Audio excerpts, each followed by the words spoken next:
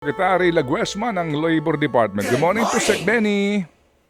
Magandang umaga, Ted. Magandang umaga kay DJ Chacha at magandang umaga din po sa inyong mga taga-tangkilik at taga-subaybay. O sir, kayo ba nakipagpulong na sa mga economic managers kung paano po ninyo tutugunan ang instruction ng Presidente tungkol po sa mga POGO workers?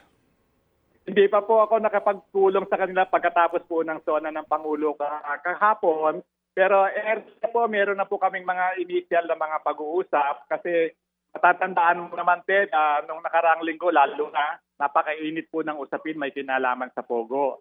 At ito naman po nga usapin sa POGO, nagsimula din po ito nung pang nakaraang taon. Kaya ang DOLE po ay nag-anticipate dahil mayroon pong mga mahigpit na nagsusulong na totally iban na po yung POGO. Meron naman po nagsasabi na sayang ang trabaho, sayang ang kinikita.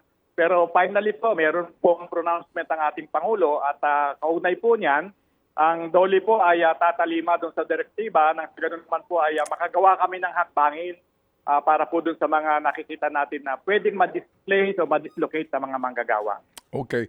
Sec Benny, can you help us construe? Ayan, Attorney Benny, kung paano po natin to dapat unawain at tangkilikin. POGO, Philippine Offshore Gaming Operators. IGL, na bagong pangalan ng POGO ng PAGCOR. Ano po? Ito po ay Internet Gaming Licensee.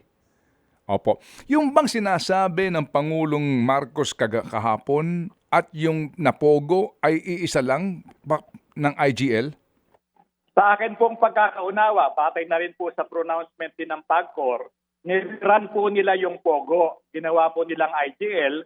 So yan po ay masasabi natin na nagre-refer din po siya dito sa bagong pangalan na ang pinanggalingan naman po nito ay POGO. Po ang aking pagkakaun doon sa direktiba ng ating Pangulo. Medyo nagpuputol-putol po kayo. Pakiulit lang po, Secretary, ang POGO at IGL ay iisa lang? Yun po ang aking pangunawa dahil batay na po doon sa binabanggit din ng galing man po ito sa PAGCOR. Brand nila yung pwede ng pangalan. Ginawa kong IGL at hello? Napuputol lang po. Napaka-importante po ng soundbite na ito. Napuputol tayo. Sir, come again po. POGO tsaka IGL ay pareho lang po ito. Yes po, sa akin pagkakaunawa, batay na rin doon sa PAGCOR. Nirebrand po nila yung POGO at ang binigay pong pangalan ngayon na Internet Game Licenses. But in doing so, ano rin po sila na norma sa Sandali po, sandali Sec. Apo. So, sorry po, Sec.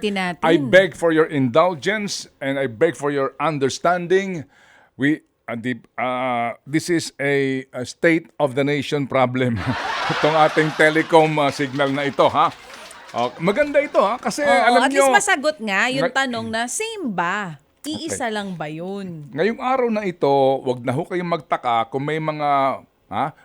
kung meron pong balibag, kumbaga, kung meron pong mga baluktot ang kaisipan dito, ha? Tandaan po ninyo, no? Opo, meron pa rin pong ayaw sa total ban ng POGO. Meron. Opo, wag na natin pag-usapan kung bakit. Ito ba'y... Okay, anyway. Kasi alam nyo yung mga... Baka daw nga kasi concern sila dun sa mga mawawalan ng trabaho. Hindi ba kayo naniniwala? Isa rin yan sa mga dapat nating maitanong. 9:46 Kaya, na. Sec Benny, baby, kailangan maitanong kung ano nga ang plano nila dun sa mga mawawalan ng trabaho na mga Pilipino. Maganda ito kasi si Secretary Benny Laguesma, nandun naman siya kahapon. Klaro naman eh. Di ba? Oo. Pero dapat naiklaro na rin sa speech ng Pangulo yun. Kasama ang IGL! Ban kayong lahat! Ano man ang tawag niyo sa animal na to, animal pa rin ito! Ban iyan! Wala eh. POGO lang ang narinig ko. Hindi ko narinig yung IGL. Okay, balikan So, natin. ito na. Sige po. Sec Benny, pakiulit lang po. Ito hong POGO at saka IGL ay isa lang, di ba? Just for ating pagkakaunawa kasi ang pinanggalingan naman po niyan ay rebranding po ng POGO, ginawa pong IGL. Nagdagdag lang po ng mga ikangaya measures ang PAGCOR para matugunan in close quote po yung mga lumalabas na mga reklamo kinalaman po sa operation ng Pogo.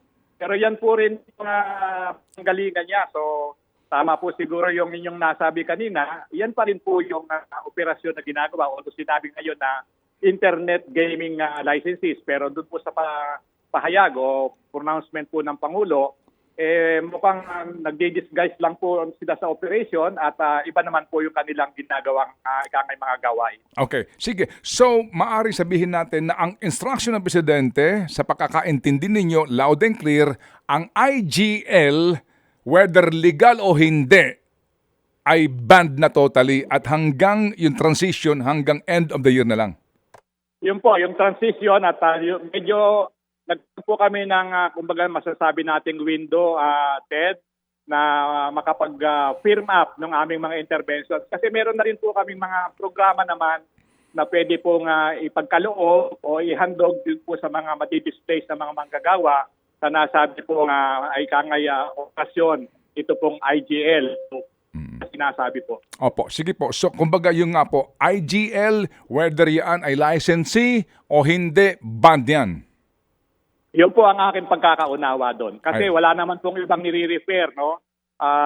At gusto ko rin po idagdag, Ted, no? Whether Pogo o hindi Pogo, basta illegal pong activity. Dahil pinsala nalalagay sa panganib ng mga manggagawa. Okay, so klarong-klaro po yan. So ngayon po, Sec, yung sinasabi po ninyo no, na pakikipag-ugnayan ninyo sa usapin po ng employment, sa ngayon pa lang ho, kaninyo, meron na ho kayong mga programa para doon po. Halimbawa po kaya ito, ano po? Kaya matatandaan mo mga programa na ng DOLE, katulad sa employment facilitation, training, etc., temporary employment. Yan po lahat ay amin pong magsasama-samahin din at imamatch po namin yan sa isinasagawang profiling po ng Department of Employment. Particular po sa DOLE, National Capital Region. Kasi dito po yung concentration ng mga operations ng dating Pogo na ngayon ay IGL. At humigit kumulang po dito sa nakita po namin ng mga licenses, whether regular or provisional licenses, mga 79 ang nag-ooperate dito po sa National Capital Region. 79 po yan at para po doon sa aming isinagawang koordinasyon at saka pakikipag-ugnayan po ng ating DOLE NCR, meron 34 na kumpanya nagsabta po ng listahan ng kanilang mga manggagawang Pilipino na posible pong mapagkalooban ng subvention ng DOLE o kaya naman maapektuhan po sila ng displacement at nakaprofile po ito nang sa ganon ma-match po natin sa mga pwedeng puntahan nila ng trabaho kung ano ang kanilang magiging interest, trabaho ba o negosyo. Opo. Kaya naman po ay dagdagan namin ang kanilang kasanayan at kaalaman dahil marami po sa kanila mga encoders ang trabaho. Yun. So pwede po natin sigurong dagdagan ng kasanayan at para naman po rin mga sinasabi o potential na mga IT campus po natin. Opo. Yun ho bang IGL sa Cavite, sa Island Cove, kasama dito? Ay masasama po kasi kung ang direktiba po ng Pangulo ay hindi naman po yun specific lamang sa National Capital Region. Ang kanya pong direktiba ay nakapaloob po o nakatuon doon po sa lahat ng nag-ooperate saan man pong dako ng Pilipinas. Ayan po. Loud and clear. Sec Benny, salamat na marami sa inyo pong panahon sa aming pong programa para po maipaliwanag ang napaka-importanting isyong ito. Maraming salamat din.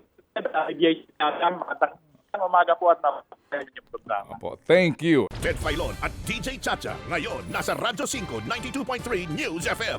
Monday to Friday, 6 to 10 a.m.